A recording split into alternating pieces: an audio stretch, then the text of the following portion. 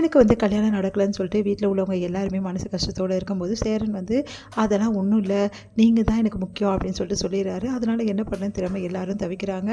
இந்த சூழ்நிலையில் இங்கே என்ன பண்ணுறாரு, பாண்டியன் வந்து வேலையாக இருக்கார். அப்போ வந்து மனசு ஃபுல்லாகவே பாண்டியனுக்கு சேரனை பற்றி யோசிச்சுட்ருக்காரு.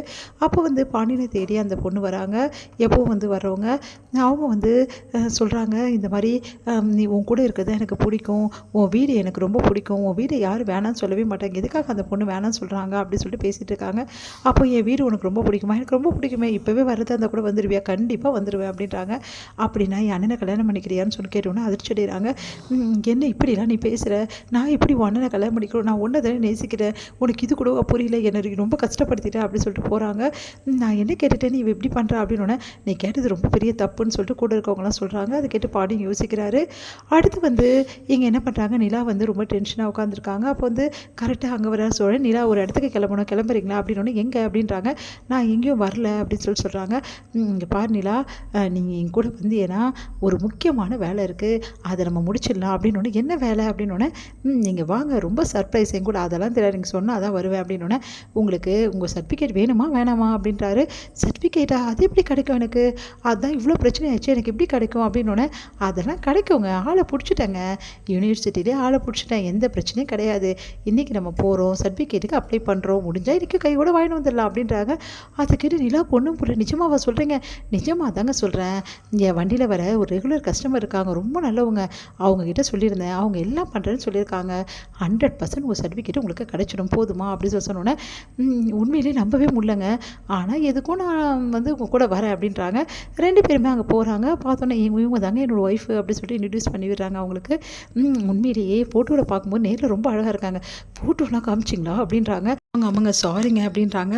உன்னை பார்த்து முறைக்கிறாங்க. அடுத்து வந்து சரிங்க நிலா, உங்களோட வந்து டீட்டெயில்ஸ் எல்லாமே கொடுங்க, நான் போய் செக் பண்ணி பார்க்குறேன்னு சொல்லிட்டு செக் பண்ணி பார்த்து ஒன்று ஒன்றா வந்து கேதர் பண்ணுறாங்க. நிலா, எந்த பிரச்சனையும் கிடையாது, நான் சர்டிஃபிகேட்ஸ்க்கான எல்லா ஒர்க்கும் பண்ணிட்டோம், 100% உங்களுக்கு சர்டிஃபிகேட் கிடச்சிடும் அப்படின்றாங்க. அதை கேட்டு நிலாவுக்கு ஒன்றுமே புரியல.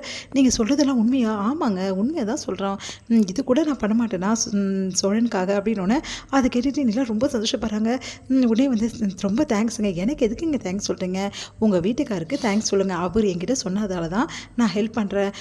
மேடம், இதுக்கான அமௌண்ட் என்னென்ன, என்ன சோழன் இப்படிலாம் பண்ணுறீங்க, ரெகுலராக உங்கள்கிட்ட வந்து வண்டி ஓட்டுறீங்க, நான் வரேன் உங்கள் கூட, இப்படிலாம் நீங்கள் பண்ணலாமா அப்படின்னோடனே, சாரிங்க அப்படின்றாங்க. சரிங்க ஒன்றும் பிரச்சனை இல்லை இதுக்கப்புறம் அப்படி சொல்லிட்டு போகிறாங்க. இங்கே வந்து சந்தோஷம் தாங்க முடியல நம்ம நிலாவுக்கு. உடனே வந்து சேரன்கிட்ட தேங்க்ஸுங்க அப்படி சொல்லிட்டு அப்படியே கண் கலங்குறாங்க. ஏங்க எதுக்குங்க தேங்க்ஸு, இல்லைங்க உண்மையிலே எனக்கு சர்டிஃபிகேட் கிடைக்காதுன்னு நினச்சிட்டு இருந்தேன், இதோட அவ்வளோதான் நான் நினச்சேன், என் அப்பா கிட்டேயும் அண்ணன்கிட்டையும் என்னால் போகிற முடியலன்னு நினச்சேன், அவ்வளோதான் என் லைஃபே முடிஞ்ச மாதிரி ஆகிடுதுங்க, சர்டிஃபிகேட்டு ப்ரூஃப் எதுவுமே கிடைக்காம நான் கஷ்டப்பட்டு இருந்தேன், ஆனால் இப்போ நீங்கள் ஒரு நல்ல படியை காட்டிட்டீங்க, எனக்கு இது போதுங்க, ரொம்ப தேங்க்ஸுங்க அப்படின்னு சொல்லிட்டு அப்படி சொல்கிறாங்க. பரவாயில்லைங்க, இப்போவாவது என்னை பற்றி புரிஞ்சுக்கிட்டீங்களே, நான் ஒன்றும் அப்படிப்பட்டவன் இல்லைங்க, உங்களுக்கு எப்போவுமே நான் நல்லது தான் நினைப்பேன் அப்படின்னு அப்படியே பார்த்து கொஞ்சம் நேரம் வந்து தண்ணியும் மறக்கிறாங்க. 2 பேருமே அப்படியே பார்த்துட்ருக்காங்க. அடுத்து வந்து சரிங்க, இப்போ உங்களுக்கு எந்த பிரச்சனையும் இல்லை, உங்கள் மனசு சந்தோஷமாக ரொம்ப சந்தோஷமாக இருக்காங்க அப்படின்றாங்க. இங்கே சேரன் வந்து வேலையை பார்த்துட்ருக்காரு. அப்போ வந்து அவர் கூட இருந்த அந்த அனீஷ் வந்து கேட்குறாரு, என்ன பையா எது சோகமாக இருக்கீங்க அப்படின்னு. சோகமாக இல்லைடா, நான் நல்லா தான் இருக்கேன், என்ன பையா பிரச்சனை எல்லாம் கரெக்ட் பண்ணிட்டீங்களா, எல்லாம் கரெக்ட் ஆகிடுச்சு, எந்த பிரச்சனையும் கிடையாது, இதுக்கப்புறம் இந்த கல்யாணத்தை பற்றியே பேச வேணாம்னு சொல்லிட்டேன், எனக்கு கொஞ்ச நாள் இதை பற்றி பேசுறது கூட விருப்பம் இல்லை அப்படின்னோடனே, சரி பையா அப்படின்னு சொல்லிட்டு வேலையை பார்க்குறாங்க.